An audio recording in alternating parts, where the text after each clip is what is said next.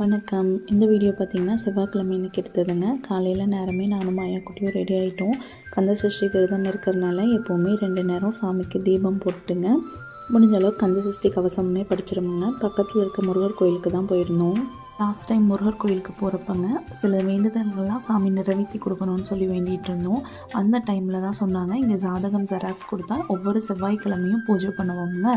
அந்த பூஜையில் கலந்துக்கிட்டு கையோட முன்னாடி ஒரு வேல் வச்சுருப்போம். அந்த வேலுக்கு எலும்புச்சம்பளம் சாறு இருக்குங்கள, அந்த சாறில் அபிஷேகம் பண்ணிவிட்டு அதே எலும்புச்சம்பளத்தை திருப்பி அதில் நெய் தீபம் போட்டிங்கன்னா உங்கள் வேண்டுதல் ஈஸியாக நிறைவேற்றி கொடுப்பார் முருகர் அப்படின்னு சொல்லியிருந்தாங்க.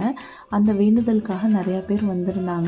எல்லாருமே இதே மாதிரி தான் எலுமிச்சம்பழத்தை கட் பண்ணிட்டுங்க வேலில் புழிஞ்சு விட்டுட்டு அதில் நெய் தீபம் போட்டிருந்தாங்க.